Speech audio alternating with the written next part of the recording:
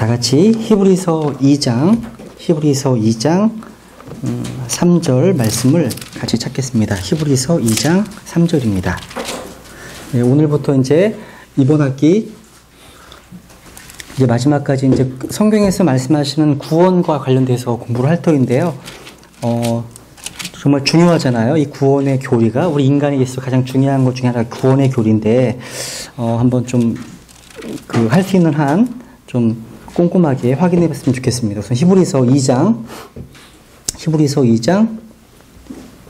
2절 1절부터 제가 읽겠습니다. 히브리서 2장 1절.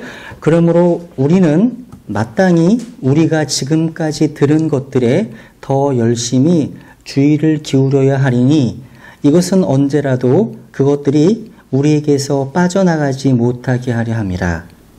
천사들을 통해 하신 말씀이 확고하였고 모든 범법과 불순종이 정당한 보응의 대가를 받았거늘. 3절 같이 읽죠. 시작. 우리가 이렇게 큰 구원을 소홀히 여기면 어찌 피할 수 있으리요. 이 구원은 처음에 주께서 말씀하기 시작하신 것이요 그분의 말씀을 들은 자들이 우리에게 확증한 것인데. 여기 보시면 이제 구원을 말씀하시는데 구원이 어떤 구원이냐면 Great Salvation, 위대한 구원이다, 큰 구원이다 이렇게 말씀하십니다. 이렇게 위대한 구원을 소홀히 여긴다면 어찌 하나님의 심판과 보응을 피할 수 있겠느냐고 말씀하고 계십니다. 위대한 구원. 여기 계신 분들은 아마 모두가 다 우리가 받은 구원이 얼마나 위대하고 얼마나 영광스러운 것인지 알고 계십니까? 근데 우리가 구원의 위대함과 구원의 영광스러움을 다루는 구원론을 공부하기에 앞서 먼저 인간의 실상과 죄의 실상, 이 죄의 문제를 왜 먼저 말해야 됐을까요? 지금까지 우리는 인간의 기원, 인간의 존재의 목적, 인간의 운명, 또 죄의 실상, 죄의 본성 이런 것들을 공부해 왔습니다. 그죠? 근데 우리가 왜 그러한 것들부터 시작해야 됐을까요? 왜 거기에서부터 출발이 됐을까요? 이게 중요할까요? 정말 중요합니다. 너무 중요합니다. 이것이 성경적인 구원받기 위한 순서이기 때문에 그렇습니다. 왜냐하면 어떠한 사람도 죄에 대한 성경적 교리가 명확하지 못하면 구원에 대한 성경적 교리를 올바르게 이해할 수 없습니다. 순서가. 여러분 혹시 지금 우리가 살고 있는 이 시대에는 왜 필라델피아 교회 시대처럼 이렇게 어떤 막 회심의 열매들이 막 일어나지 않을까? 왜 구원 열매가 막 일어나지 않을까? 이런 고민들 해보십니까? 왜 오늘날 라우디키아 교회 시대에 들어와서는 왜 이런 어떤 정말 뭐 몇만 명을 구조했다 이런 거 소식 못 듣잖아요, 잘. 왜 이렇게 됐을까요? 제가 보기에는 구원받은 그리스도인이 주님의 명령에 진지하게 순종하지 않기 때문입니다. 여러분 지상명령 기억하세요? 지상명령 확인해볼까요? 한번 마태복음 28장 가보세요. 한번 거기에 동사를 한번 유심히 보세요. 마태복음 28장 Great Commission이라고 말씀하는데요. 대위임이죠. 28장 19절 이제 부활하신 주님께서 11 제자에게 명령하십니다. 어떻게 할 것을?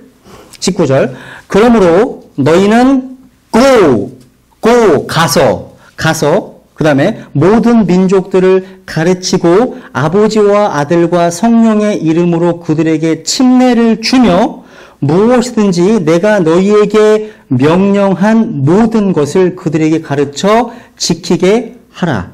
보라, 내가 세상의 끝까지 항상 너희와 함께 있느니라 하시니라. 아멘. 여기 보시면 동사가 세 가지가 나오는데 하나는 가라고 말씀하면 가라고요. 구원받은 그리스도인들로 하여금 이런 구원의 복음이 필요한 사람들에게로 가라고 말씀하시는 거죠. 그리고 가서 복음을 전합니다. 전해서 구원받으면 그들에게 웹타이즈, 침례를 줍니다.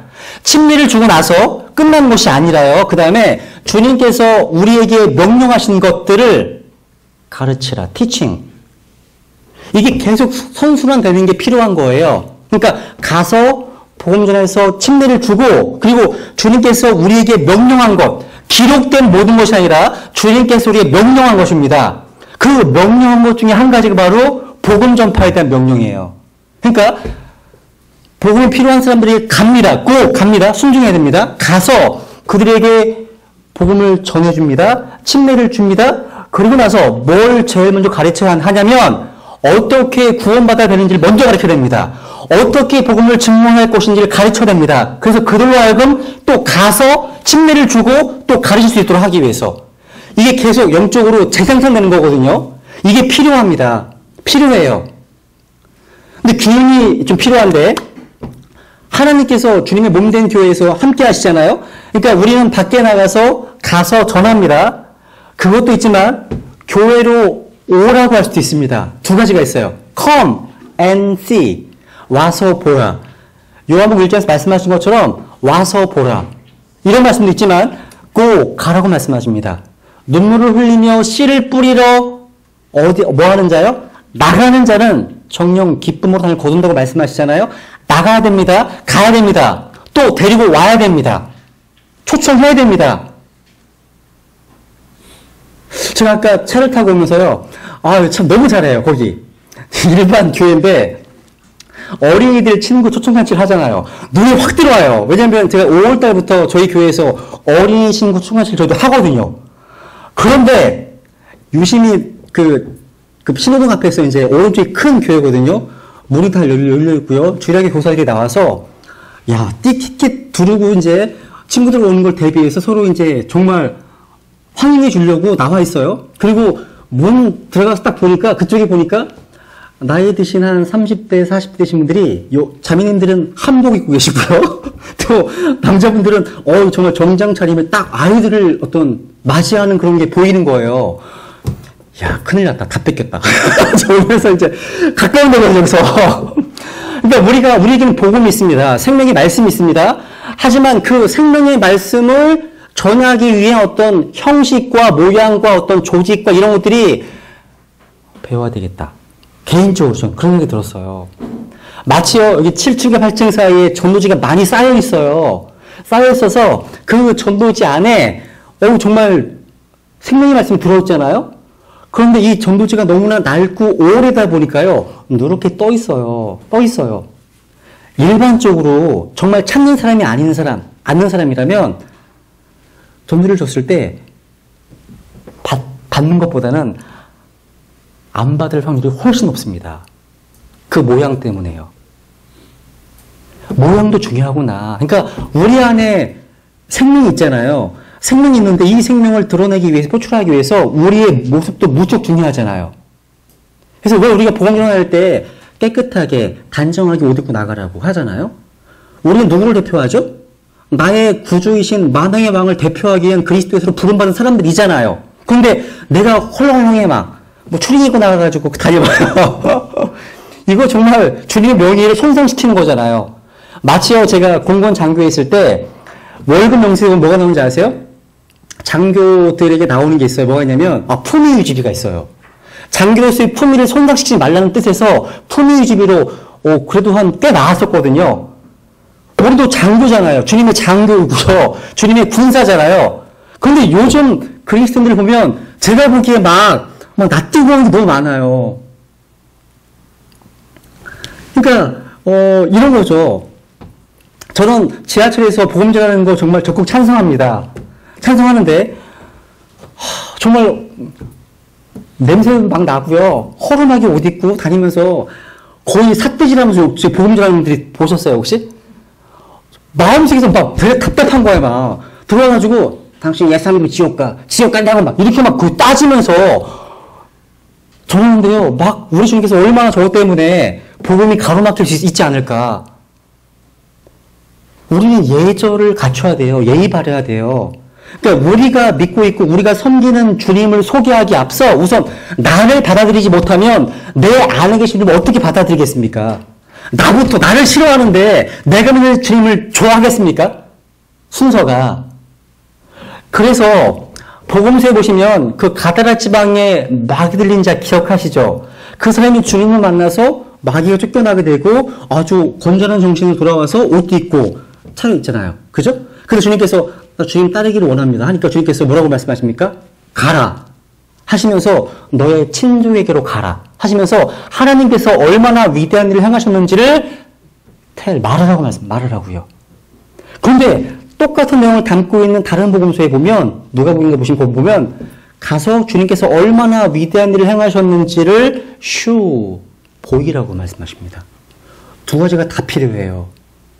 보이지 않은 채 말만 하면 이 우리의 말에 힘이 없어요. 근데 보이고는 있는데 말을 안 한다? 그것도 문제죠. 말을 안 한다? 침묵한다? 침묵하는 그리스도인은 있을 수 없습니다. 우린 가서 스피크 말도 해야 되고 보유하는 거예요. 두 개가 다 필요합니다. 그래서 가능하면요. 복음 전할 때 정말 지혜가 필요한 것 같아요. 그러니까 밖에 나가서도 개인 구령도 하고 비지테이션도 하고요. 거리 설교도 하지만 또 교회에도 초청을 하고 근데 우리 한국에서는요. 제가 경험한 바로는 한국에서는 밖에 나가서 개인 구령에서 구원받는 사람보다 한국적 상황, 정문화잖아요. 한국적 상황에서는요. 교회로 초대를 해서요. 목사님이나 아니면 전도 잘 하시는 분들한테 부탁을 해서 상담을 해서 초대하는 사람도 듣고 초대받은 사람도 듣고 앞에 말씀 전하게끔 이게 효과가 훨씬 좋았던 것 같아요.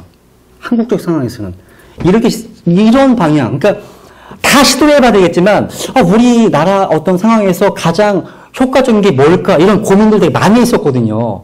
어린아이들한테는 어떤 방법이 좋은 방법일까 1대1인 것 같아요. 1대1 제가 어제 미국에서 오신 한 목사님하고 이제 식사를 했는데 그분이 이제 미국에서 10년 동안 지내시면서 사역하시면서 경험한 걸 쭉 들어보니까 야 이거 참 미국 가고 싶지가 않다. 이 미국 갈 기회가 있어도 별로 가고 싶지가 않다. 이런 생각이 드는데요. 와 미국 사람들이 어떤 그런 사고방식, 문화 또 인종차별적인 이런 것들을 듣다 보니까 저 사람들한테는 밖에 나가서 하나님 말씀만 선포해도 이게 어떤 결과가 있을 수 있겠다. 하지만 우리 한국적 상황에서는 안 그렇겠다. 다른 거예요. 그러니까 문화가 달라요. 그래서 서점에 가면 그런 거 나오잖아요. 한국식 전도법. 한국식 전도법이 있어요. 저는 관심 그런 쪽이 많아요. 그러니까 우리나라 사람들이 어떤 종교, 문화, 관습, 전통 이런 것들을 좀 아시면 우리가 효과적으로 복음 전하는 데 되게 유리할 수 있어요. 그래서 제가 본 책 중에 한국 사회의 전통과 이런 책도 읽거든요. 왜? 한국 사람들을 알아야지. 사람을 낳기 위해서 물고기를 알아야 되는 것처럼 한국 사람들을 알아야지 그 사람들에게 맞게 접근할 수 있잖아요. 근데 우리 주위에는 어떻게 보면 외국에서 나온 책들을 되게 많이 번역하고 또 강의하다 보니까 외국적 상황이 되게 많아요. 오히려 제가 볼 때는 일본 상황이 훨씬 더 우리나라가 맞는 것 같아요. 우찌무라 간조가 쓴 책들 이런 거 보면 좀 문제가 있는 것도 많이 있지만 어떤 면에서는 되게 유익한 부분도 많거든요. 하여튼 여러 가지 말씀했는데 여러분 씨 뿌리는 비유 기억하시잖아요. 씨 뿌리는 비유요. 씨 뿌리는 비유.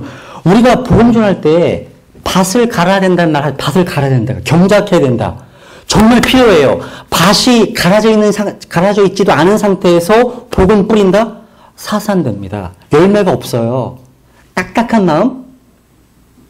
예레미야 사장에 보면 너희의 마음을 플로우, 경작하라, 개간하라 이런 말씀이 나와요. 한번 고린도전서 9장도 볼까요? 사도 바울도 이렇게 말씀하셨어요. 고린도전서 9장.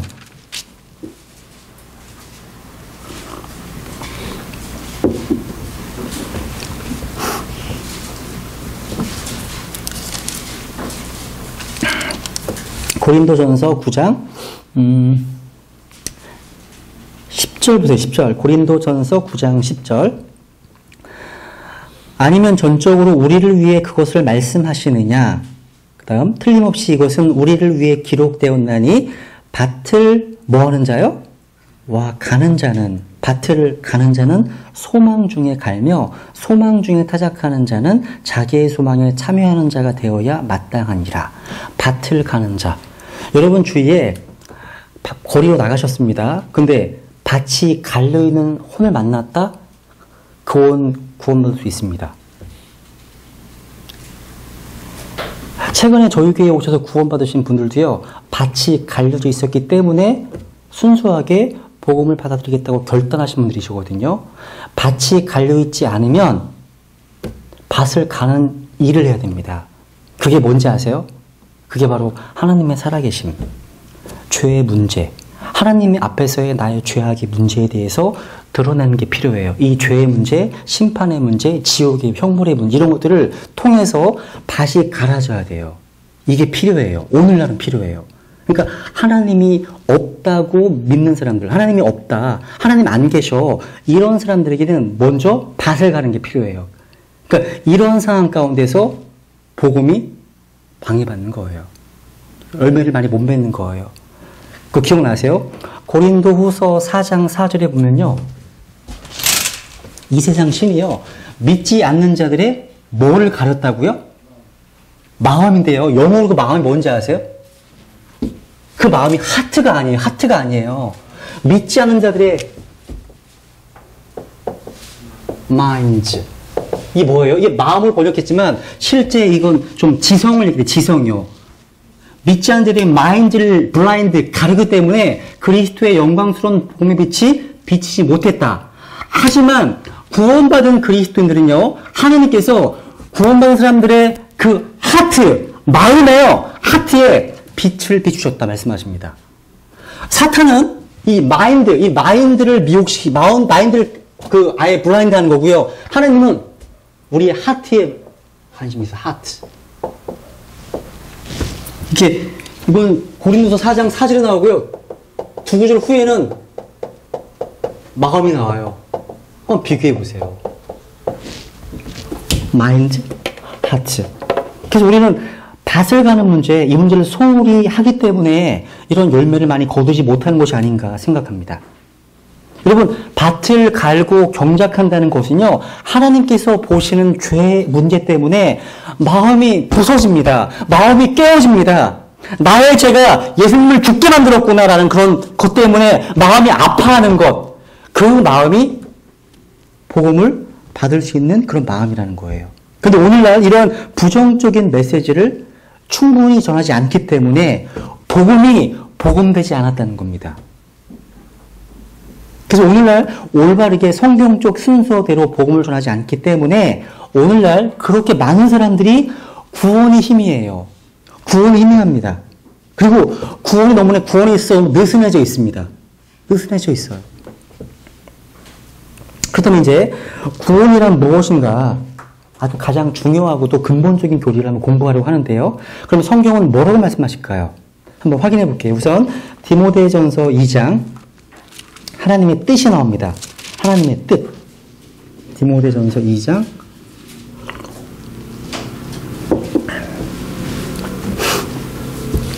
디모데전서 2장 4절 같이 읽겠습니다. 디모데전서 2장 4절 시작. 그분은 모든 사람이 구원을 받고 진리를 아는 데 이르기를 원하시느니라. 원하신다는 말 영어로 will. 주님의 뜻입니다. 주님의 의지시죠. 뜻입니다. 여러분, 예수님이 이 땅에 오신 가장 중요한 목적 가운데 하나는 뭐예요? 바로 잃어버린 것을 찾아서 구원하기 위해서 오셨습니다. 그래서 마태복음 18장 11절에 보시면 사람의 아들은 잃어버린 것을 구원하려고 왔느니라. 이 말씀이 개역성경에서 삭제되어 있죠? 없습니다. 이 말씀이. 또 누가복음 19장 10절에 보시면 사람의 아들은 잃어버린 것을 찾아 구원하러 왔느니라 하시니라 말씀하십니다. 만약에 주님이 말씀하신 대로 내가 잃어버린 바 된 사람이라면 저는 주님을 통해서 구원을 받아야 됩니다. 내가 잃어버린 사람이 아니라면 구원이 필요 없겠죠. 여러분, 뭔가 잃어버려 본 경험 있으세요? 저는 정말 많이 잃어버려요. 우산도 잃어버리고요. 지갑도 잃어버리고요. 돈도 잃어버리고요. 핸드폰도 잃어버린 적 있었고요. 여러분, 잃어버린 거 많으시죠? 잃어버렸을 때 뭐 하고 싶으세요? 간절히 찾고 싶어요. 찾고 싶어요. 막. 어제도 제가 교회 왔다가 핸드폰을 잃어버려가지고 막 찾느라고 막 찾았어요. 찾고 싶어요. 전화도 해보고 막 욕심 갔다가 휴대 갔다가 저한테 있더라고요.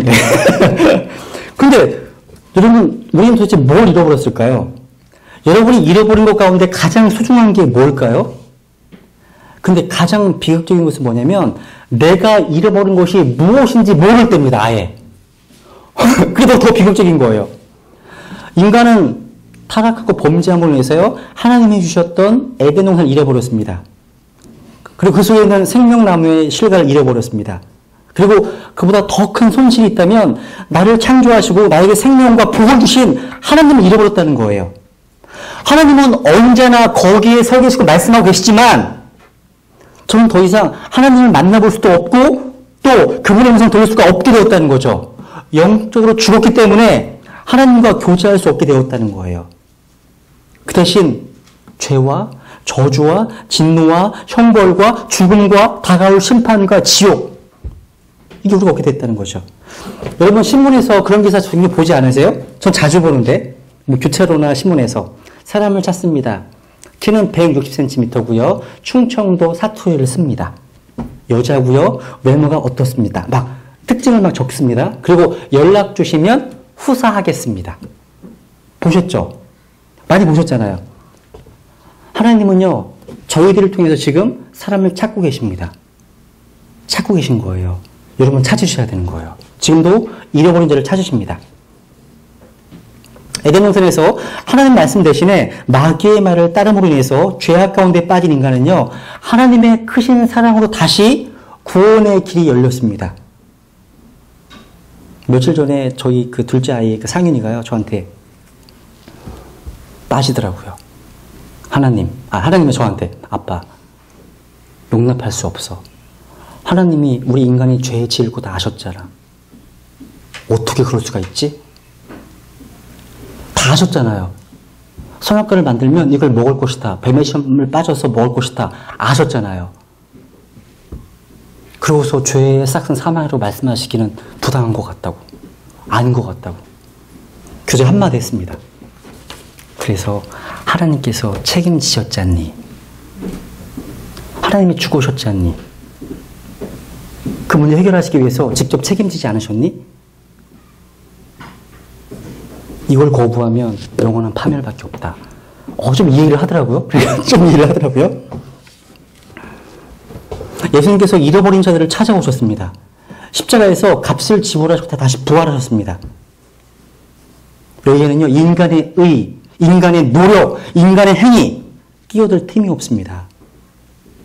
가끔 이런 질문도 합니다. 어떻게 예수님 한 분, 그 한 분의 피가 모든 인간의 죄를 다 덮을 수 있을까요? 어떻게 한 분, 예수 그리스도 그 한 분의 피로 모든 인간이 구원받을 수 있을까요? 이런 질문 종종 듣지 않으세요? 봉헌하시다 보면? 근데 우리는요, 밤에 거리의 길을 밝히는데 수백 개, 수천 개의 가로등이 줄줄 늘어서야 하잖아요. 그죠? 그래도 어두워요. 그런데 이 넓은 세상에서 어둠에서 빛으로 환하게 밝히는데 태양 하나면 족해요. 족하잖아요. 마찬가지로 인간의 모든 죄를 대속하고 구원하는 데는요, 성막과 성전이 필요했고 구약시대에는 수없이 많은 양과 염소가 죽어나가 됐습니다. 그 양과 염소의 피가 흘려져 했습니다. 그런데 그 피로도 완전하게 구속하지는 못했습니다. 그래서 히브리서 10장에 보면 황소와 염소의 피가 죄들을 제거하는 것은 불가능하니라. 마치 수만 개의 가로등과 형광이 일시적으로 밝게 해주는 것과 같아도 밤을 낮으로 만드는 것이 불가능한 것처럼 짐승의 피로는 죄를 제거하는 것이 불가능합니다. 그러나 예수 그리스도의 피는 단번에 영원히 인류의 모든 죄를 제거했습니다. 그래서 히브리서 10장에 보시면 바로 이 뜻으로 말미암아 예수 그리스도의 몸이 단 한 번 모든 사람을 위해 드려짐을 통해 우리가 거룩히 구별되었노라 말씀하십니다.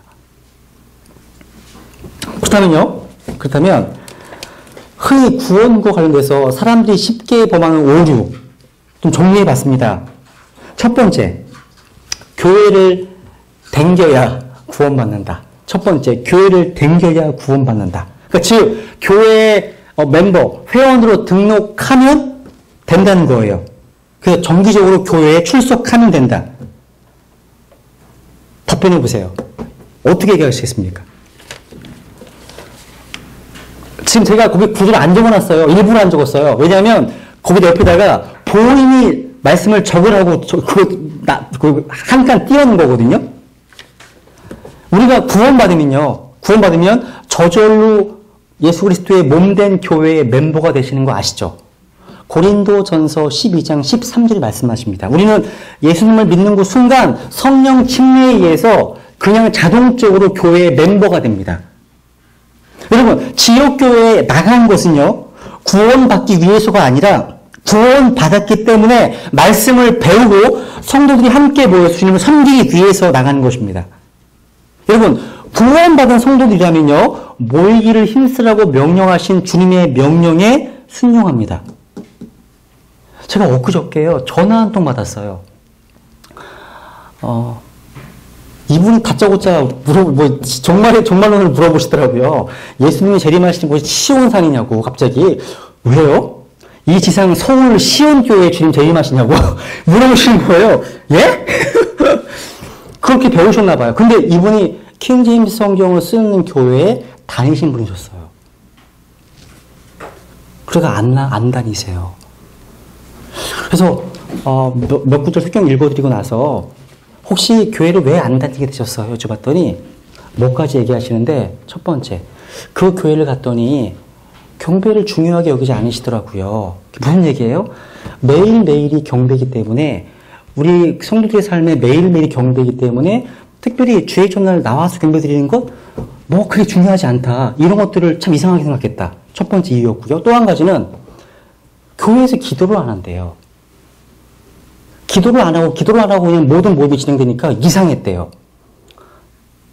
한 가지는 제가 말씀드릴 수는 없고요. 하여튼 이런 이유 때문에 안 나가셨대요. 답답하더라고요. 교회에 나와서 우리가 하나님의 말씀으로 영적인 재충전을 하고 영적인 무장으로 나가야 되잖아요. 오늘날 얼마나 많은 이단들이 밖에 수두룩합니까? 도를 아십니까? 신천지를 아십니까? 야, 광명도요, 지금 강릉의 번화가에요, 부트를 치고 큰 천막을 치고서요, 대놓고 논답니다. 신천지에서. 야, 신천지를 막 자랑합니다. 사람들이요. 이런 시대. 그러니까 우리가 하나님 말씀 무장되지 않으면 속을 수 있다는 거죠. 근데 이분도요, 전화받은 이분도요, 지금 시온교회라고 하는 어떤 이단과 1개월 동안 공부를 하셨대요.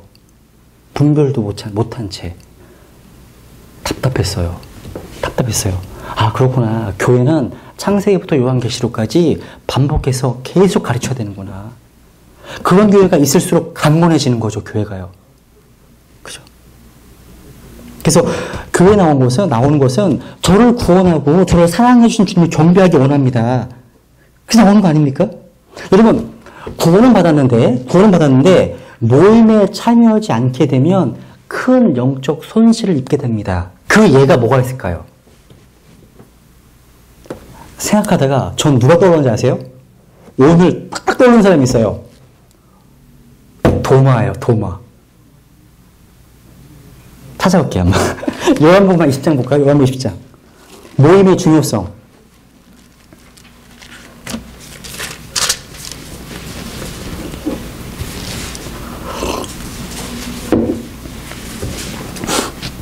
요한복음 20장 19절에 보시면 이제 부활하신 주님께서 이제 나타나시죠.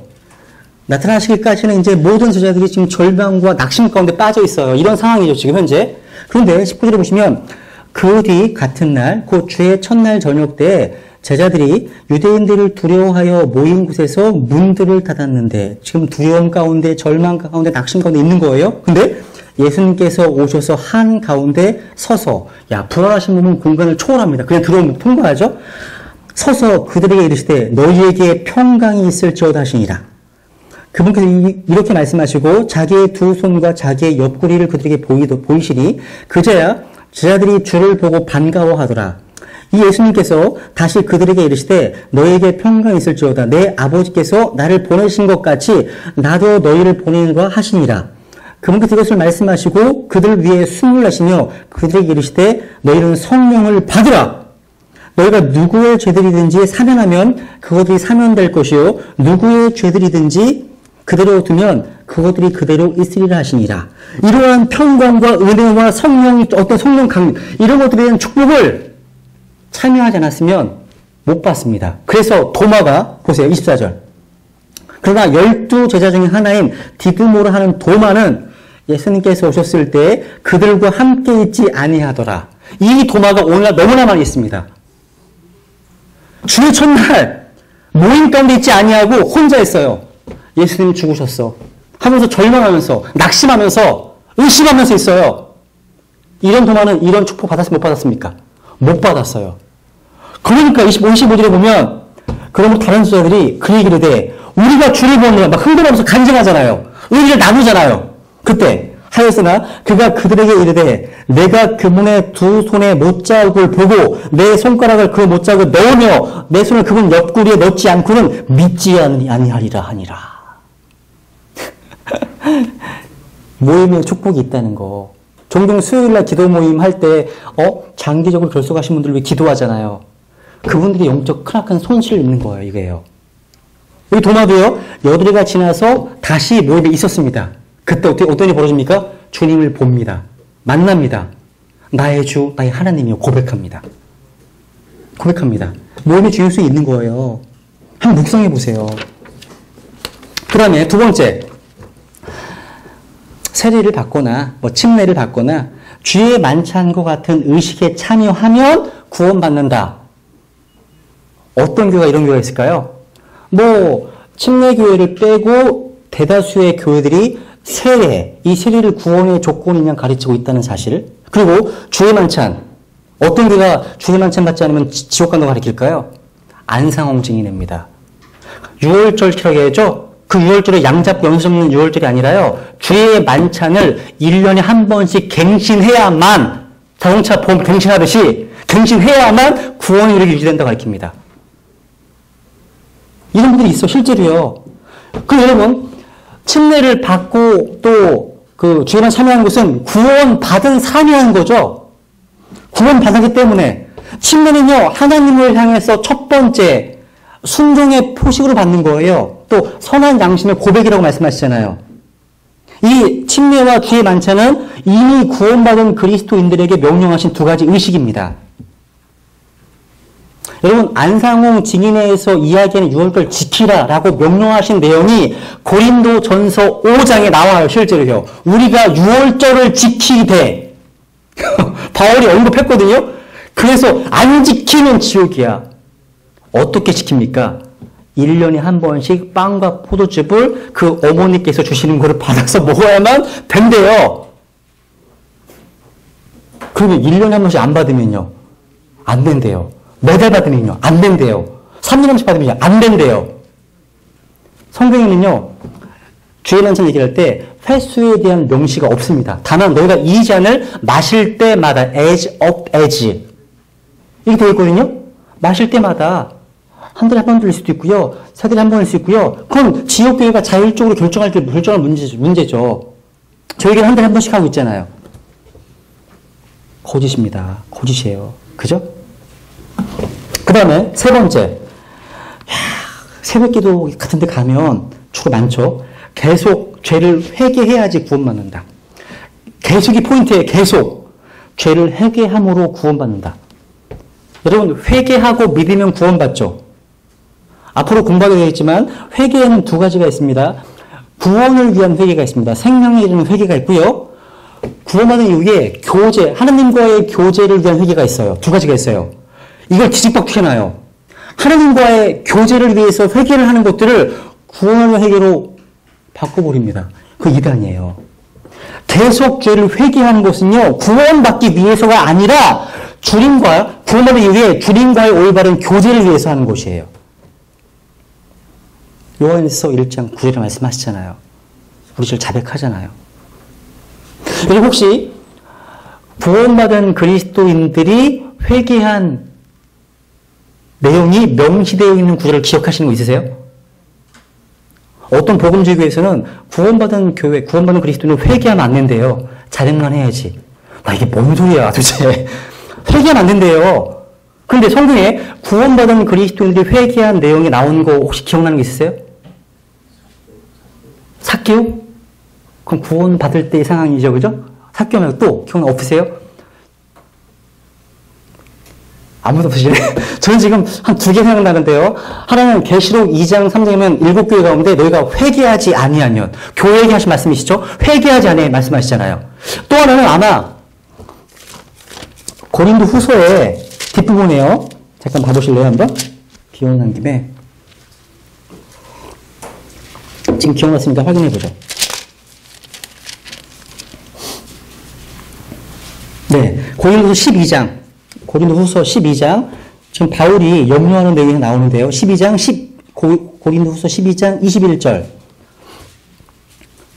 21절 또 내가 다시 갈 때에 내 하나님께서 나를 너희 가운데서 낮추실까 염려하며 또 이미 죄를 짓고도 자기가 범한 부정한 일과 음행과 세교육을 회개하지 아니한 많은 자들로 인하여 내가 슬퍼할까 염려하느라. 지금 수신자가 누구죠? 고린도 교회입니다. 고린도 교회 안에 이러한 많은 죄악들에 대해서 회개하지 아니한 자들이 슬퍼하는 거예요.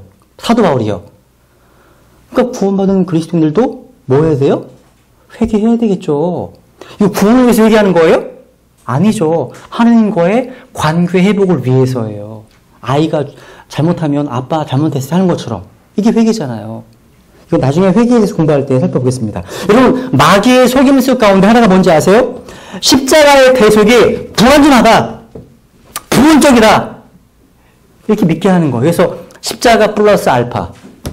이거예요. 십자가 플러스 인간의 땀방울, 인간 행위. 이런 게 있죠? 들어보셨죠? 지금 저기 어디죠? 구로 쪽인가? 어마어마한 교회 아시죠? 연세중앙교회라고요. 야, 이분 대단하세요. 네, 그분 마이크가요, 진짜 이땀을 물고서 설교하시는데요. 제가 근데 그 교회의 핵심 교리가 뭐냐?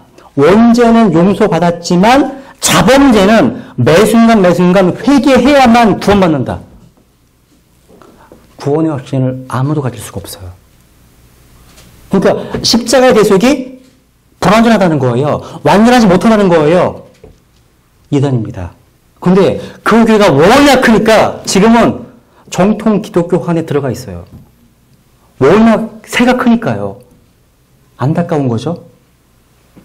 십자가의 피는 나의 과거의 죄, 현재의 죄, 미래의 모든 죄를 완전하게 해결하셨습니다. 그걸 믿잖아요. 이런 예가 너무 많아요, 지금. 또 하나의 오류가 뭐가 있을까요? 이거 다 아시기 때문에 착하게 살고 좋은 일 많이 하면 구원받습니다. 이건 뭐 얘기 안 할게요. 구원은 우리 행위가 아니라 주님께서 십자가에서 이루신 행위의 근거에 받는 것이죠. 그죠? 구원은 하나님의 선물입니다. 그죠? 우리는 선한 행위로 구원받는 게 아니죠? 근데 선한 행위를 위해서 구원받았습니다. 이건 맞죠? Not by good works, but unto good works예요.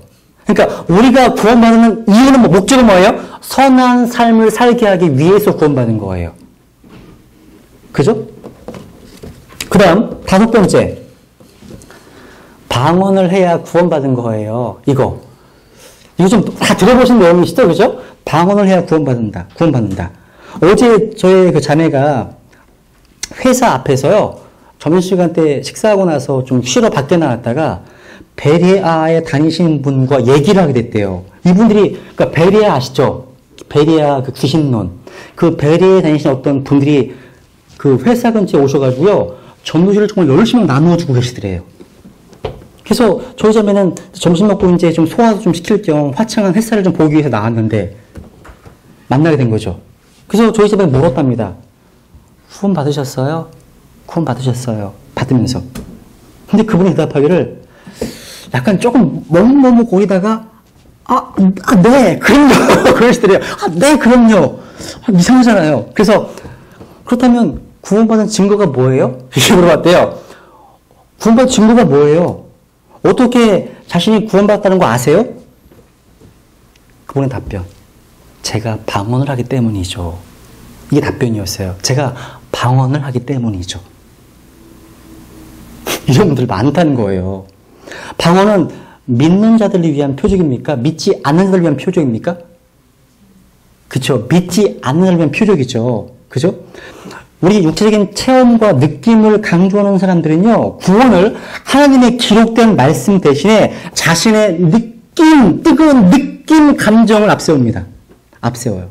그래서 방언한다, 뒤로 넘어진다, 입신한다, 꿈꾼다, 환상 본다, 계시, 이런 눈에 보이는 것들을 찾고 구합니다. 이건 잘못이에요.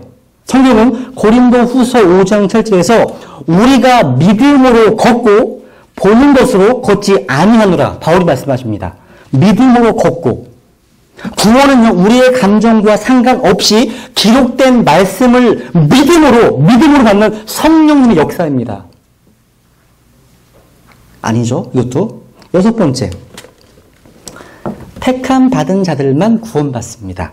택함 받은 자들만 구원받습니다. 이거는 칼빈주의자들의 예정교리입니다. 예정교리. 이거 맞습니까, 여러분? 한번 에베소 1장 확인해 볼까요? 에베소 1장 보세요, 한번.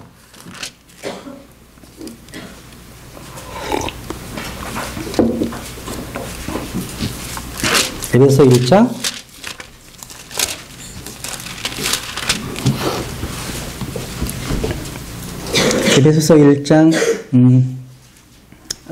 4절. 에베소 1장 4절.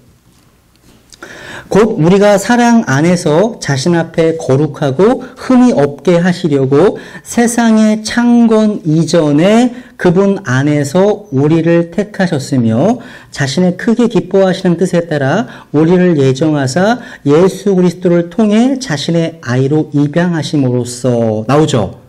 여기에 하나님께서 우리를 택하셨습니다. 언제? 세상의 창건 이전에. 어디서? 포인트가 중요합니다. 어디서?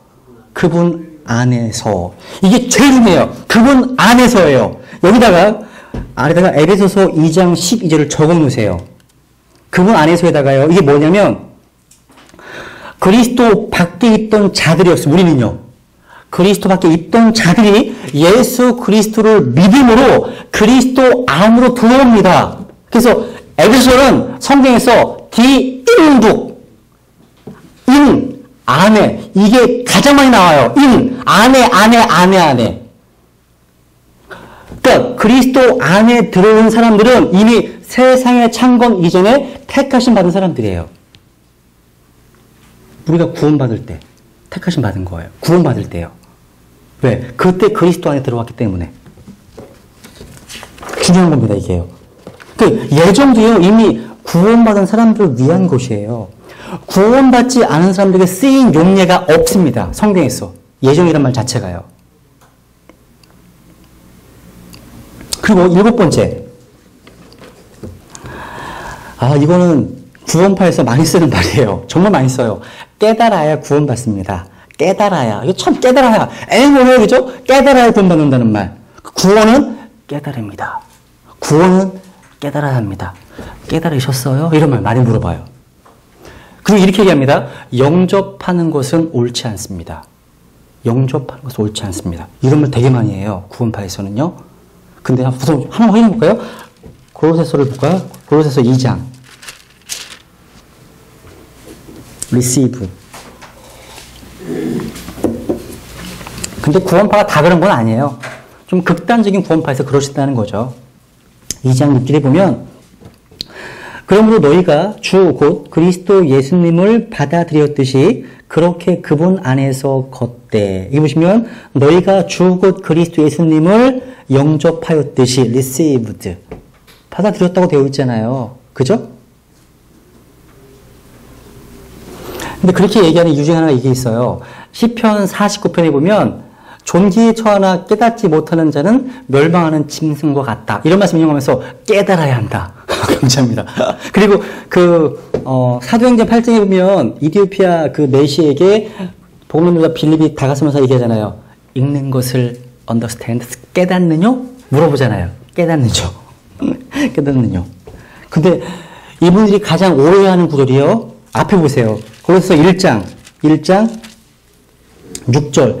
이 말씀이 개역성에서 변개되어 있어서 그래요. 가장 큰 이유입니다.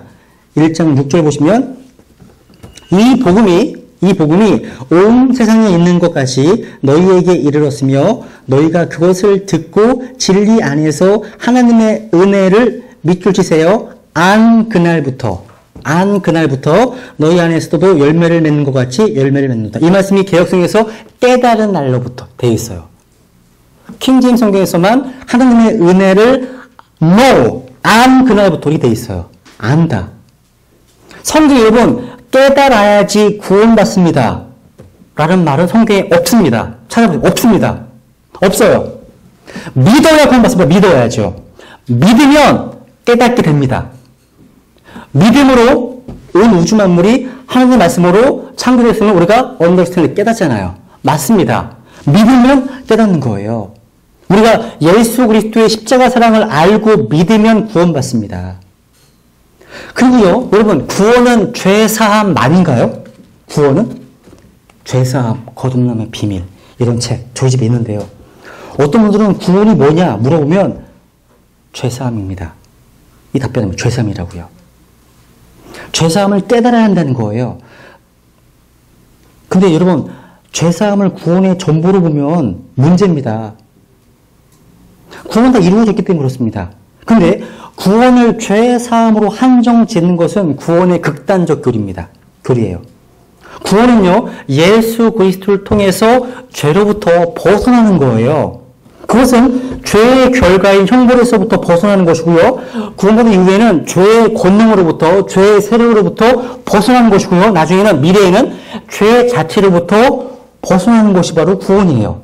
이걸 다 포함하는 개념이에요. 그런데 죄의 형벌에서 벗어나는 것만을 구원으로 강조하게 되면 지금 현재의 삶 가운데서 죄의 권능으로부터, 죄의 세력으로부터 벗어난 구원의 기쁨, 죄와 싸워서 얻게 된 어떤 기쁨, 주님의 재림을 통해서 누리게 될 기쁨에 대해서는 많이 알지 못할 수가 있어요. 구원은 죄사함 그 이상입니다. 이상이에요. 그리고 성경에 이런 말씀 있잖아요. 우리가 이미 거룩해 되었다고요. 이미 성도라고요.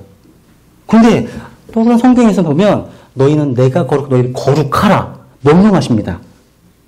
그러니까 우리의 신분은 거룩하게 되었지만 우리의 실제 상태는 거룩하지 않다는 거예요.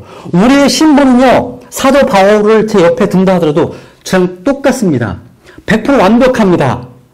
그런데 문제는 우리의 상태는요, 사도 바울과 비교한다면 저하고 너무나 거리가 나요. 이게 우리의 실제 상태예요. 다른 거예요. 이런 신분과 상태에 대해서는 제가 다음에 다시 공부할 기회가 있을 겁니다. 그러니까 제대로 된 구원의 복음은요, 신분뿐만 아니라 그 상태까지도 거룩하기를 열망하고서 죄와 싸우는 노력을 하게 된다는 거예요.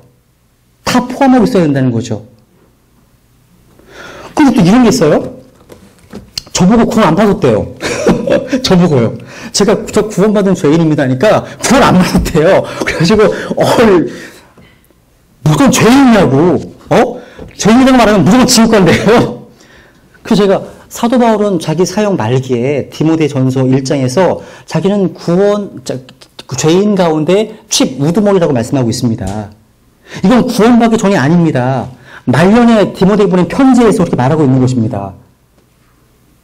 그렇게 이상한 얘기를 해요. 우리는 성경대로 구원받은 죄인입니다. 심판받지 않게 될 죄인입니다. 의롭다함을 얻은 죄인입니다. 또 우리는 100% 의인입니다. 그리스도의 은혜로 의롭게 된 의인이고 예수님의 피 흘림을 통해서 값없이 구속함 받은 의인입니다. 다 맞습니다. 그래서 지금은요, 그분 만나면 얘기합니다. 저 의인입니다. 저 100% 의인입니다. 왜냐면 처음부터 구원받은 죄인이라고 하니까 이분들이 나를 전부가 된다고 생각하시더라고요. 그래가지고 안 되겠어. 이분들 얘기 해줘야겠다. 그리고 들어가야 되겠다. 지금 저 100% 거룩합니다. 100% 의롭습니다. 하나님의 은혜로. 그때가 되더라고요. 그 뒤에는. 여덟 번째. 구원은 죽어봐야 알지. 이런 말.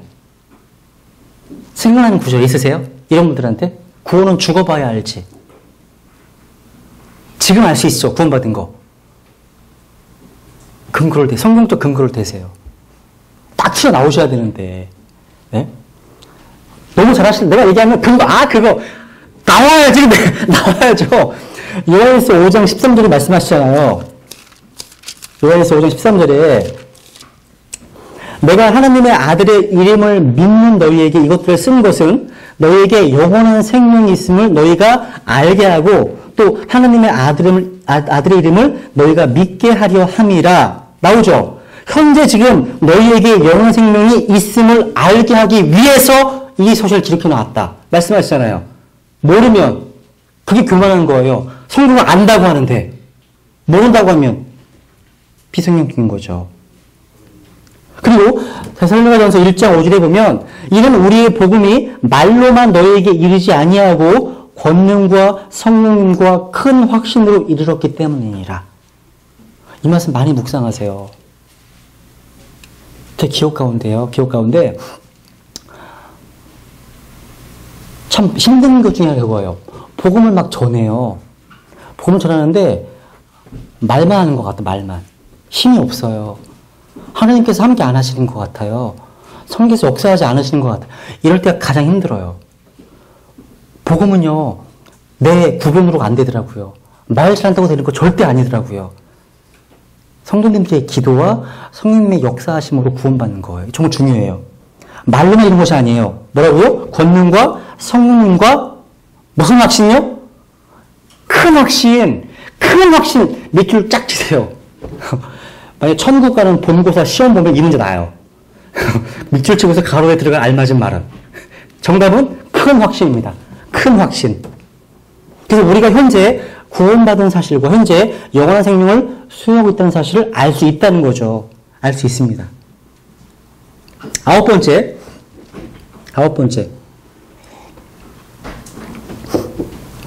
영접 기도하면 구원받습니까? 우리 전도지에 영접 기도문 써 있잖아요. 영접 기도문이 우리를 구원합니까? 구원을요, 주문 외우듯이 공식화하고요, 암기식으로 이야기하는 것. 그래서 암기해서 영접하는 것. 이건 무지 위험한 거예요. 이것을 신학적으로 이지 빌리비즘이라는 말 쓰더라고요. 이거 뭐 안이양 믿음주의? 어떻게 보니까 잘 모르겠어요. 좀 안이양 믿음주의? 어떻게 모르겠어요. 쉬운 믿음주의. 네. 근데 영접 기도가 구원하는 게 절대 아닙니다. 영접 기도를 들으시는 구주께서 구원하십니다. 여기는 이런 우리가 깔려 있는 것 같아요. 하나님은요, 이미 모든 사람의 죄를 용서하셨습니다. 현재 사람들은 자신의 죄가 용서되었던 사실을 모르고 있을 뿐입니다. 그렇기 때문에 그 사실을 알고 인정하기만 하면 구원받습니다. 이렇게 전해지는 전도지나 이렇게 전하시는 전도주가 있다면 정말 위험한 거예요. 이러면 일어나면 정말 하루도 몇십 명씩 공부할 수 있어요. 진짜로요. 나가서요. 당신 이제 다 끝났대. 용서됐대. 인정해? 받아들일래? 그래. 기도하자. 기도했어요. 구원받았습니다. 한 명. 탁 했다. 이런 식. 이거 아니에요. 이런 거 아니에요, 여러분. 이 말은 비슷한 것 같지만 사실이 아닙니다. 하나님은 모든 사람의 죄를요, 예수 그리스도를 통해서 해결해 놓으셨습니다. 믿게 되면, 믿을 때 죄가 용서되고 제거됩니다. 믿을 때. 믿는 그 순간 이전까지는 누구의 죄도 용서된 것이, 용서받은 게 아니에요. 믿기 전에는요, 그 머리 위에 하나님의 진노가 놓여있다고 말씀하십니다. 요한복음 36절에. 그래서 구원받지 않은 사람들의 머리 위에는요, 하나님의 진노가 위에 있어요. 그 상황, 그렇게 말씀하시잖아요. 자, 한번 정리해볼게요. 여러분, 구원에 있어서 이 기도의 문제 중요합니다. 이 내용은요, 제가 로마서 10장에서 그 로코나 목사님의 주석서에서 언급하신 내용인데요. 한글로 번역된 책에는 언급되어 있지 않더라고요, 이 내용이요. 근데 제가 좀 정리를 해봤는데, 여러분, 기도 그 자체의 행위는요, 누구도 구원하지 못하는 거 명백하죠? 그건 아시겠죠? 누가복음 18장에 보시면 두 사람이 기도하는데 한 사람은 이루어집니다. 바리새인과 세리가 기다려 올라가는데 한 사람은 구원받죠. 한 사람은 이루어집니다. 또 사도행전 10장에 보면 고넬료가 나오죠. 이방 백부장. 이 고넬료는 규칙적으로 기도를 했는데 베드로가 복음을 선포할 때까지는 구원받지 못한 상태였습니다. 그런데 요즘요, 미국 내에서 새로운 이단이 등장했대요. 구원을 받기 위해서 기도하면 그 사람은 구원받지 못한 것이다. 이렇게 얘기를 합니다. 무슨 얘기냐? 나 좀 황당한 게 이상해요. 왜냐? 기도는 행위이기 때문에. 이것은 행위로는 구원을 얻지 못하기 때문이다. 웃기죠? 정말 웃긴 거예요, 이거요. 그래서 사람이 해야 될 것이 뭐냐? 예수님께서 나를 위해 죽으셨다는 사실에 동의하고 자신의 모든 죄를 이미 용서해 주셨다는 그 사실에 대해서 감사하면 된다. 그게 구원이다. 야, 그럼 여러분, 하나님께 감사하는 거 기도 아니에요? 기도죠. 기도에 감사가 포함되어 있는데, 그러면 구원받지 못한 거래요, 또. 그러니까 완전히 황당한 거죠. 이러한 좀 넌센스 같은 이야기들이 이런 어떤 복음주의 진영에 퍼져 있다는 거예요. 퍼져 있대요. 근데 성경적 관점 뭐예요? 성경 어디에도 구원받기 위해서 기도해야 한다? 없습니다. 없습니다. 안 나옵니다. 동시에 구원받기 위해서 기도하는 거 잘못이다? 그것도 없습니다. 말할 수 없습니다. 이른바 우리가 전도지 뒤에 뭐 영접기도, 죄인들의 기도 있잖아요. 이 기도는요, 그 기원이 누가복음 18장에 나와요. 세리가 했던 기도의 그 근원을 넣을 수 있습니다. 그 기원이에요. 그러니까 세리의 기도는 겸손하게 회개한 그런 기도였잖아요. 그 기도의 내용은 뭐였어요? 하나님의 긍휼을 원하는 거였잖아요. 그 기도였어요. 근데 어떤 죄인이요, 예수 그리스도와 그분의 죽으심, 매장되심, 부활하심에 대한 자신의 마음에 있는 믿음을 표현하면서 그런 기도를 드린다면 주님께서 기도를 통해 표현된 그 예수님을 믿는 믿음의 행위를 거부하시겠습니까? 기뻐하시죠. 믿음의 행위죠. 이해됐어요? 무슨 얘기인지? 그러니까 그 죄인을 구원하는 것은 그 기도가 아니에요. 예수 그리스도이십니다. 예수님께서는 죄인이 그분을 믿을 때 구원하십니다.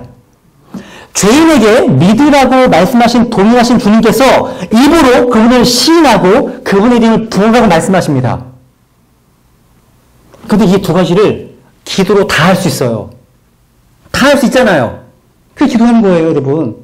그래서 로마서 10장 13절에 누구든지 죄의 이름을 부르는 자는 구원을 받으리라. 근데 실질적으로 죄인이요, 구원받을 때 기도하는 건 좋은 것 같아요. 왜? 여러분 태어나신 연도 아시죠? 출생 증명서가 다 있잖아요. 그죠? 다 기억하십니다. 근데 내가 구원받기 위해서 기도하면요, 내가 예수님을 믿어서 구원받았던 그런 시간과 장소를 가리킬 수 있는 분명한 시간을 갖게 되는 거예요. 몇 날, 몇 월, 며칠, 몇 시.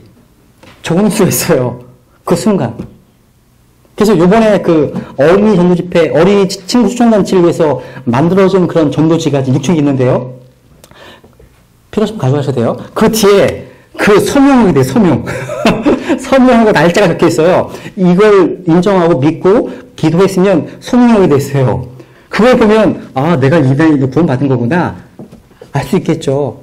그러니까 이거는 구원받은 그리스도인의 어떤 구원의 확신을 더 강화시키는 거죠. 그죠? 이 정도로 하죠, 뭐. 그렇다면 이제 정리를 해볼게요. 지금까지 이제 사람들이 오해하고 있는 어떤 구원의 오류에 대해서 공부했잖아요. 너무 중요하죠? 이제 그러면 성경이 제시하고 있는 바른 구원은 무엇일까요? 한번 정리해봤습니다. 첫 번째로 성경에 기록된 말씀을 믿는 믿음으로 인한 구원이어야 합니다. 그러니까 성경에 기록된 말씀을 믿는 믿음으로 인한 구원. 그 로마서 10장 17절에 보시면 믿음은 들음에서 오며 들음은 하나님 말씀에 의해 온다고 말씀하십니다. 또 복음 말씀하시는 고린도서 15장에 보시면 성경 기록된 말 두 번 나오죠. 여러분 혹시 사도 바울의 구원 간증이 나오는 거 아세요? 사도 바울이 구원 간증 어디 나오죠? 기억나세요? 사도행전? 그건 자기가 주님 만나는 걸 얘기하는 거고 실제 율법의 의가 아니라 예수님은 믿음으로 구원받는다라고 자기가 간증한 내용이 하나 있어요. 적어놓으세요. 빌립보서 3장 9절에 그렇죠. 예, 3장 9절에 나옵니다. 제 구원 간증이에요. 그래서 율법에서 난 내 자신의 의가 아니라 그리스도의 믿음을 통한 의, 곧 믿음으로 말미암아 하나님에게서 난 의를 소유한 채 그분 안에서 발견되려 합니다. 이게 바울이 간증하는 거예요. 그래서 기록된 말씀으로 우리의 영은 거듭나는 것이고 우리의 혼은 구원받을 수 있는 거예요.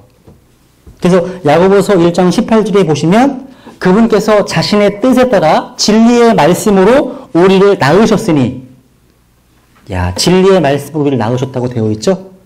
그래서 말씀 선포가 없이 구원받는다? 이상하죠? 기록된 말씀을 통해서 구원받습니다. 두 번째로 믿음의 대상이 누구여야 됩니까? 바로 주 예수 그리스도이어야 합니다. 믿음의 대상이요. 그러니까 나의 감정이나 어떤 기쁨에 구원의 근거나 확신을 두어서는 안 됩니다.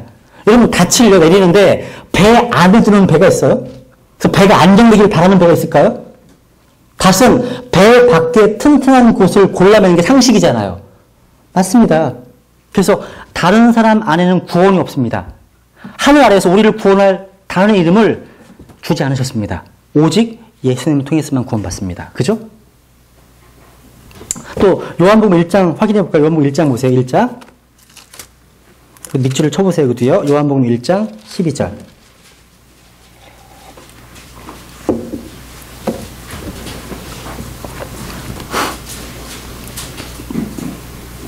요한복음 1장 12절. 외우시죠? 그죠? 다 외우시죠? 그분을 받아들인 자들, 곧 그분의 이름을 믿는 자들에게는 다 하나님의 아들이 되는 권능을 그분께서 주셨으니, 여기다가 받아들인 밑줄 치시고요. 믿는 밑줄 치시고요. 그리고 되는 네모 치세요. 여기서 여러분 이게 순서예요. 세 가지 동사를 좀 주목해 보세요. 믿고 영접하는 것은 우리가 해야 될 몫이죠. 여러분 그분의 이름을 믿는다는 말이 무슨 말이에요? 이 말은요. 그분의 이름이 의미하는 바를 믿는다는 거예요. 그분의 이름이 뭔데요? 예수. 마태복음 1장 21절에 보면 그분의 이름을 예수로 하라. 이는 자기 백성들의 죄들로부터 구원할 자이십니다. 말씀하시죠. 즉 예수님께서 나의 죄들로부터를 구원하실 수 있다는 것을 믿는 것이에요. 먼저 전제되어 있는 거예요. 이것은 자신이 구주가 필요한 죄인임을 스스로 알고 있음을 전제하는 거예요. 그러니까 내가 구원받아야 될 죄인임을 스스로 알고 있음을 전제하는 거예요. 그러니까 인정하는 거예요. 그래서 구주이신 예수 그리스도를 자신의 의지적 결단으로 믿고 영접하게 되면 하나님께서 나를 자녀 삼아 주십니다. 이게 순서예요. Believe, receive, become. 그 다음에. 그죠? 그래서 이런 얘기 제가 종종 들었잖아요.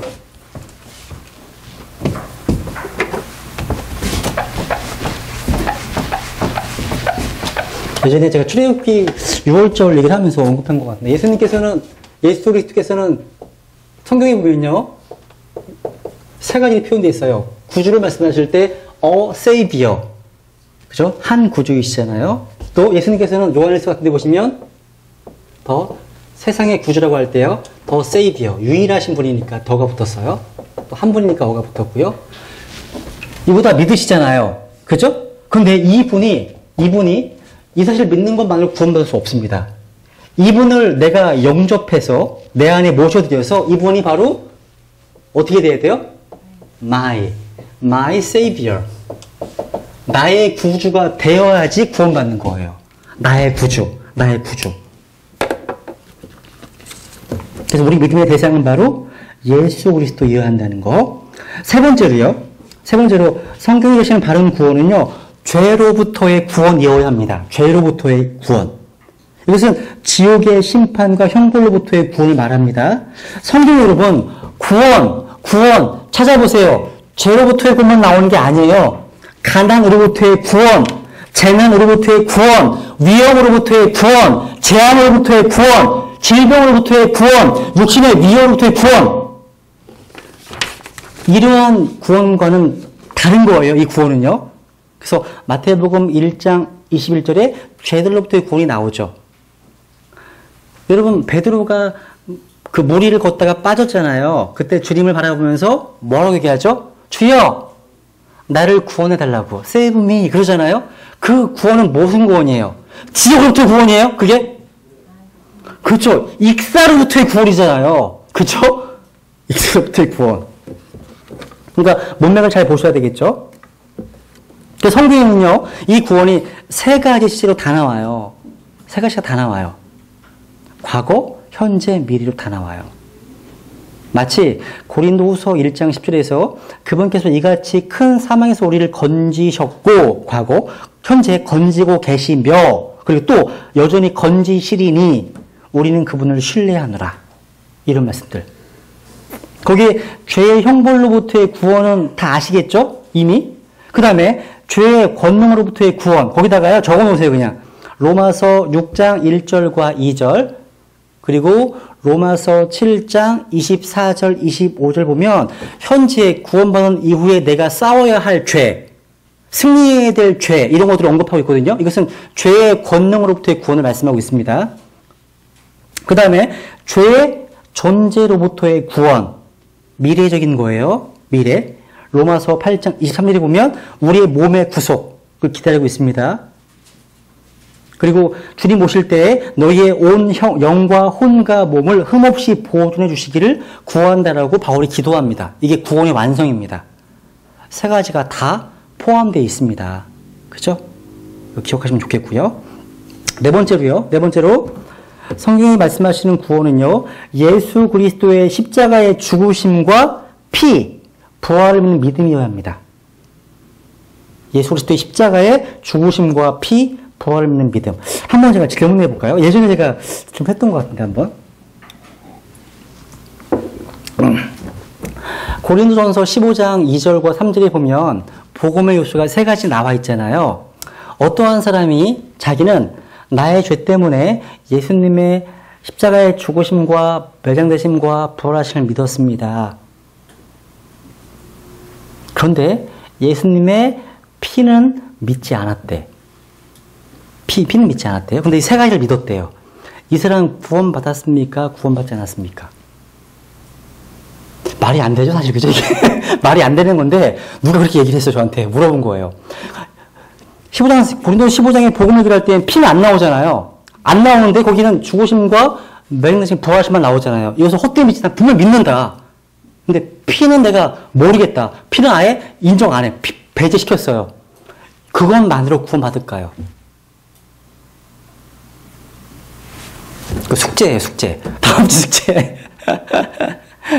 지금 말씀드릴게요. 그러니까 예수 그리스도의 그 고린도 15장에 나와 있는 죽으심, 멸장되심, 부활하심 그것만이 복음은 아니에요. 성경에서. 복음을 찾아보세요. 우리 주 예수 그리스도에 관한 것이에요.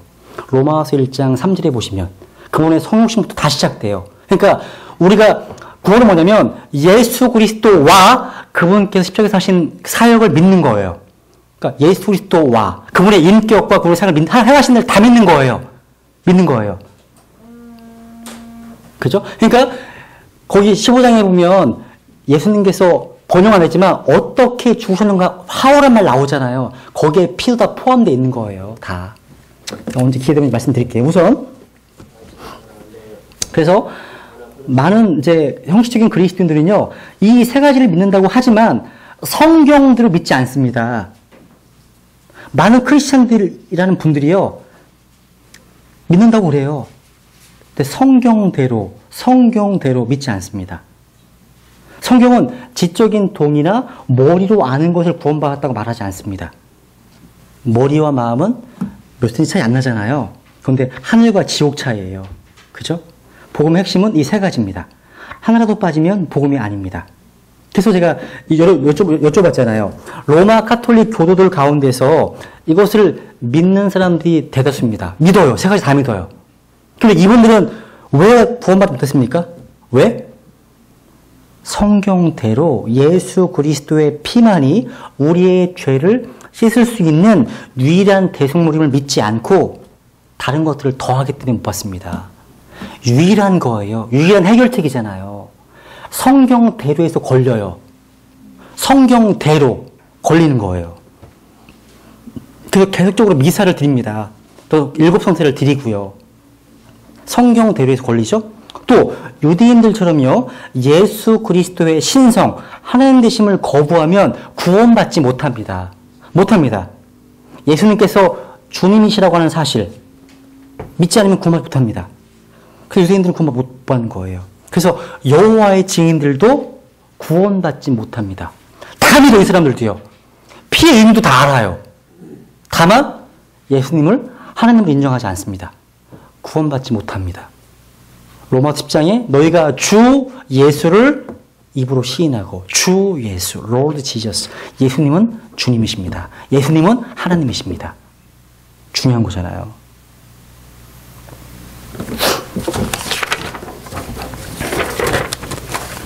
다섯 번째로 예수 그리스도의 속죄는요, 영원히 완전한 단번 속죄입니다. 많이 들으셨죠? 이건 다시 반복될 수가 없습니다. 그죠? 다 이루었습니다. 다 이룬 거예요. 다 이루었다. 요한복음 30절에 다 이루었다.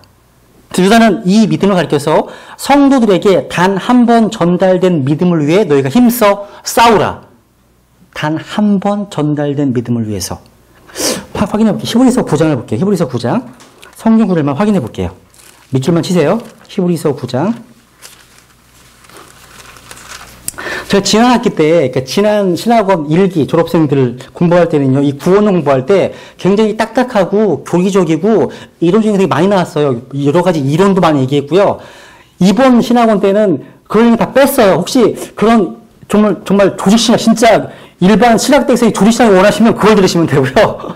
좀 내용이 쉽고 성경 많이 찾고 이런 거 원하시면, 주제별로 원하시면 이번 학기가 더 나을 거예요. 아마 들으시기에는. 히브리서 9장을 보시면 9장 12절. 염소와 송아지의 피가 아니라 자기 피를 힘입어 단 한 번, 밑줄 치세요. 단 한 번 거룩한 곳에 들어가서 우리를 위하여 영원한 구속을 얻으셨느니라. 영원한 구속. 우리의 구속은 영원한 겁니다. 그죠? 매일 회개해야 구원받는 게 영원히 끝났어요. 십자가로. 영원한 구속이죠. 그리고 26절 보세요. 26절. 그랬더라면 그분께서 반드시 세상의 창건 이래로 자주 고난을 당하셨어야 할 것이라. 그러나 이제 세상 끝에 그분께서 단 한 번, 단 한 번 나타나사 자신을 희생물로 드려 죄를 제거하시니라. 한 번에 끝내셨다는 거예요. 한 번에. 한 번 죽은 것 사람에게 정해진 것이요. 이것 뒤에는 심판이 있나니 이와 같이 그리스도께서도 많은 사람의 죄들을 담당하시려고 단 한 번 들어주셨으며 또 자신을 기다리는 자들에게 죄와 상관없이 두 번째 나타나사 구원에 이르게 하시니. 이게 온전한 구원의 완성이죠? 그죠? 그 다음에 10장 9절 보세요.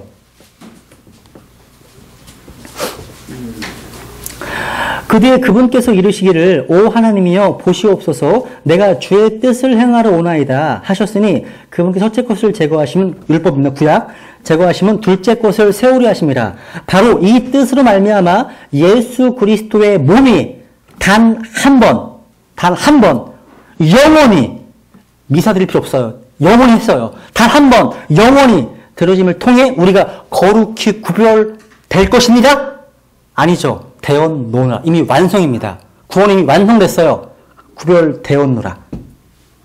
또 12절 보시면 오직 이 사람은 죄들로 인해 한 희생물을 영원히 드리신 뒤에 하나님의 오른편에 앉으사 그 이후부터 자기 원수들이 자기 발받침이 될 때까지 기다리시니라. 그분께서는 거룩 구별된 자들을 단 한 번 헌물을 드림으로 영원토록 완전하게 하셨느니라. 단 한 번, 영원히 드리셨다. 이런 말씀 너무나 많죠. 그럼 요약할게요. 요약하면 구원은요, 오직 육체로 나타나신 하나님이신 구주 예수 그리스도와 그분께서 이루신 사역을 통해서 영원한 속죄, 영원한 구속이 이루어주셨다는 말씀을 마음으로 믿을 때 받는 것입니다. 다섯 가지를 다 얘기한 거죠. 다 축척축 얘기한 거예요. 다시 한번. 구원은 오직 육체로 나타나신 하나님이신 구주 예수 그리스도와 그분께서 이루신 사역을 통해 영원한 속죄, 영원한 구속이 이루어졌다는 말씀을 마음으로 믿을 때 받는 것입니다. 이게 다 정리한 거예요. 어려우세요? It is simple to be saved. 구원받는 건 단순한 거예요. 이렇게 말하는 거 전도지잖아요. 단순한 거예요. 어려운 거 아니잖아요. 근데 어떤 면은 어려워요. 어떤 면은. 그래서 여러분 사도행전 같은 거 보시면 이 구원은요, 우리 인간을 향한 하나님의 변함없는 관심이에요. 최우선적인 사역이었습니다. 교회의 중요 사역 가운데 하나가 뭐예요? 이루어진 혼들을 그리스도께로 인도하는 것입니다. 그래서 우리 구원받은 성도들은요, 가정에서, 직장에서 수단과 방법을 가리지 않고 혼을 이겨올 수 있도록 최선을 다해야 합니다. 한 말씀만 찾고 오늘은 마치죠. 고린도전서 9장입니다. 여러분 마음속에 이 말씀이 좀 새겨졌으면 좋겠어요. 고린도전서 9장 19절 9절 19절 내가 모든 사람으로부터 자유로우나 스스로 모든 사람에게 종이 된 것은 더 많은 사람을 얻고자 함이라. 지금 바울의 마음을 한번 헤아려 보세요. 유대인들에게 내가 유대인같이 된 것은 유대인들을 얻고자 하며 율법 아래 있는 자들에게 율법 아래 있는 자가 된 것은 율법 아래 있는 자들을 얻고자 함이며.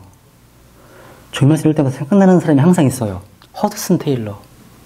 중국 선교를 위해서요. 중국인 복장을 하고요. 중국인 뭘 쓰고서 그러니까 딱 보면 얼굴은 외국인인데 외모는 중국 사람이에요. 복음을 전하기 위해서 중국 사람과 같이 돼버린 거예요. 이게 아마 이런 표현 쓰다 선교의 상황화라는 표현 쓰더라고요. 선교의 상황화. 우리나라에 복음 전해왔던 선교사들, 아펜젤 이런 분들도요. 우리나라 사람들이 복음 전하기 위해서 우리나라 사람화가 됐습니다. 저 굉장히 좀 배울 게 많다고 생각하거든요. 그 다음 보세요. 21절 율법 없는 자들에게 내가 하나님께 율법 없는 자가 아니요 그리스도께 율법 아래 있는 자이나 율법 없는 자같이 된 것은 율법 없는 자들을 얻고자 함이라. 약한 자들에게 내가 약한 자같이 된 것은 약한 자들을 얻고자 함. 얻는다는 말은 그리스도께 인도한다는 말이겠죠. 얻고자 함이요 내가 모든 사람에게 모든 것이 된 것은 밑줄 치세요. 어찌하든지 몇 사람이라도 구원하고자 합니다. 이게 바울의 마음이에요. 어찌하든지란 말이 뭔지 아세요? 영어로 보세요. 영어 있으시면 어찌하든지 by all means입니다. by all means. 이거 직역하면요. 모든 수단을 다 동원해서라도 그러니까 바울은 혼을 이겨오기 위해서 모든 수단을 다 동원했다고 고백하는 것입니다. 그래서 어떤 설교자는 지역교회에 교회마다 다 문제가 다 있대요. 그 문제 해결 열쇠가 있다면 구령이다 이렇게 얘기합니다. 교회의 문제를 해결할 수 있는 만병통치약 같은 건 없습니다. 근데 그런 것이 정말 있다면 자기는 그것이 soul winning이라고 생각한다. 구령이다 이 얘기를 합니다. 교회에 기쁨이 없어요? 교회에 사랑이 없어요? 구령해 보세요. 새로운 혼이 더해져 보세요. 기쁨이 생깁니다. 저는 저희 뒤에 있는 기회상인이 아이 낳을 때요. 신생아실에서 아이를 보면서 방글방글 웃었거든요. 옆에 있는 사람들 다 와서 웃고 있어요. 왜 웃을까요? 신생아실에서 우구리상 하고서 막 이런 사람 있어요? 마찬가지로 교회 안에서 새로운 혼이 더해지면 구원받게 되면 자연스럽게 기쁨이 샘솟습니다. 사랑이 있는 거죠. 똑같은 거예요. 그죠? 그래서 바울의 심정, 세상의 모든 수단을 다 동원해서라도 구원받기 원하는 마음. 그리고 우리가 복음을 뿌리는 만큼 거두어지는 거예요. 뿌린 양에 비례하는 거겠죠. 그죠? 그래서 아마 우리 교회가 뭐 성장하는 데 있어서 또 아니면 뭐 교회가 어떤 기쁨이나 사랑을 회복하는 데 있어서 아니면 교회의 재정이 부족하다? 여러분 그거 기억나세요? 마태복음 17장에 보면 예수님께서 세금 낸다고 하시면서 베드로에게 말하잖아요. 가서 낚시해가지고 물고기 끄집어내서 입을 열면 뭐가 나와요? 동전 나온대요. 우리가 복음을 할 때 재정 때문에 복음을 하지 않습니다. 절대 않습니다. 근데 자연스러운 결과로 재정도 채워진잖아요. 그러니까 그 설교자는 얘기를 하는 거예요. 이 구령이 모든 교회의 문제에 대한 해결의 열쇠다. 그래서 구령합시다. 이게 끝내시더라고요. 맞는 것 같아요. 네, 오늘 여기까지 하시고요. 다음 주부터는 이제 구원의 여러 가지 교리들 가운데 하나씩 이제 주제별로 찾아서 공부하겠습니다. 네, 이상입니다.